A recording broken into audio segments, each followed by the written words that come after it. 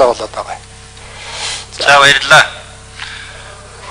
Тэгэхээр энэ төрийн болон орон нутгийн өмчийн хөрөнгөөр бараа ажлын үйлчлэгээ худалдаа авах асуудлыг тойрсон их олон асуудал байдаг л да. Энэ ажил шудраг ус явагдаж байна гэж яригддаг. Хүн суртал их байна гэж яригддаг. За тэгээ ер нь бол энэ цаг хугацаа алдах юм бол замбраагүй их байгаа л да. За тэгээ нөгөө талаас бол хям дүнээр гэдэг одоо нэрийн дор ажил үйлчилгээ чанаргүй хийгддэг.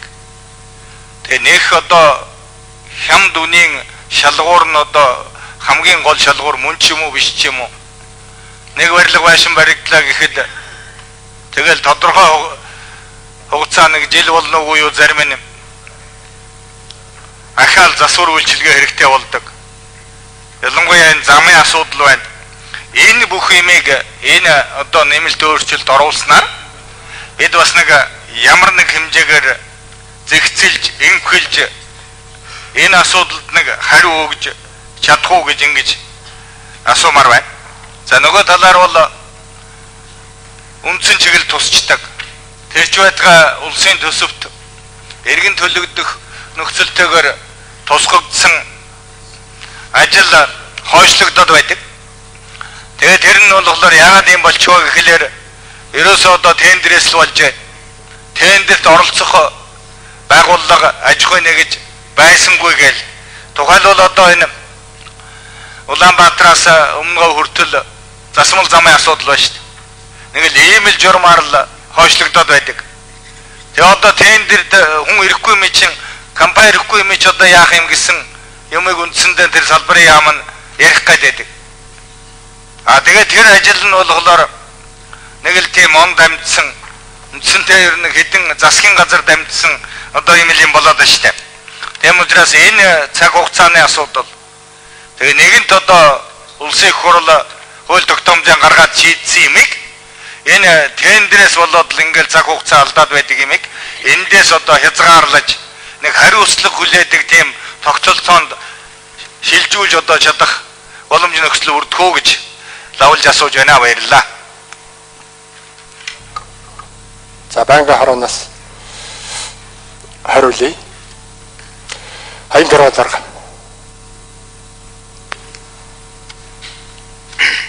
За Бадам төрийн гишүүний асуултанд хариулъя. Тэгэхээр эхний асуулт нь бол ер нь одоо шудраг ус байна, хүн суртал их байна. За хямд үнийн сонголт хийн гэдэг энэ заалтаар тендер одоо хангалтгүй хандж гэн гэсэн энэ зүйлүүдийг ер нь хариулт өгч чадах уу гэсэн утгатай ийм асуулт асуулаа гэж ойлгож байна. Тэгэхээр ер нь бол яг аль болохоор одоо энэ тендерийг бол шудраг ил тод явуулах чиглэлээр бол нилээдгүй заалтууд бол орсон. Өөрөөр хэлэх юм бол ер нь сонгон шалгаруулалтаас эхлээд тендерээ ил тод зарлах, тендерт оролцож тендерийг шалгаруулах одоо комиссд нь бол нилээдгүй өөрчлөлт орж байгаа. Гишүүдийн хэлсэн саналаар бол мэрэгжлийн бус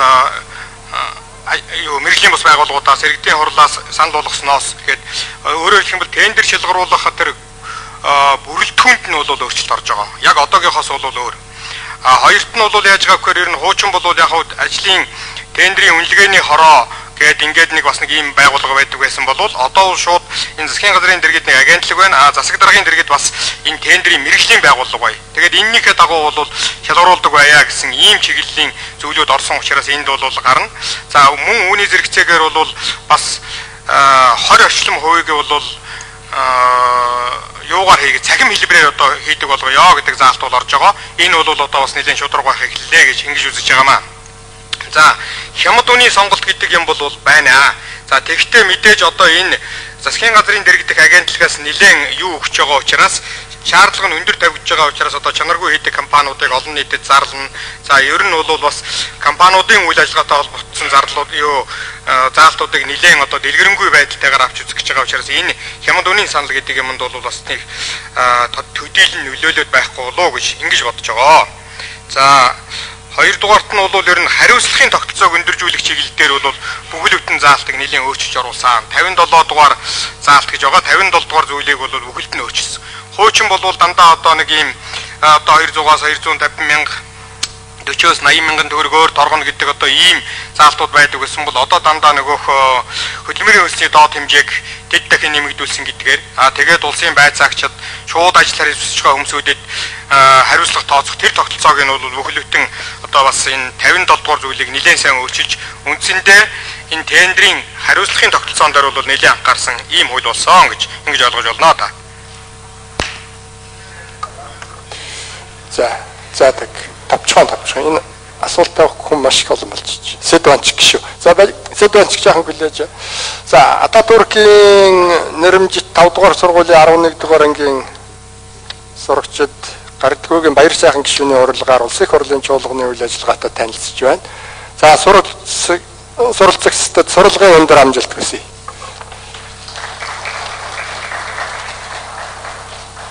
За сэдванч гişүү хариулъя. Бадамшил сүрэн гишүүний сонирхсан асуултанд би нэмээд хариулчихъя. Хугацааны асуудлыг сонирхож байгаа юм л да. Тэгэхээр бид энэ хуулийн төсөл дээр ажиллаж байхдаа бас судалгаа хийж үзсэн юм аа. Тендерийн хугацаа, тендерээр нь ямар хугацаанд үргэлжилдэг юм бол гэсэн судалгаа хийж үзэхэд нэг тендер дунджаар нэг 110-аас 120 хоног үргэлжилсэн байдаг. Тэгээ энийг бол дэндүү удаан байна гэж бид үзэж байгаа л да.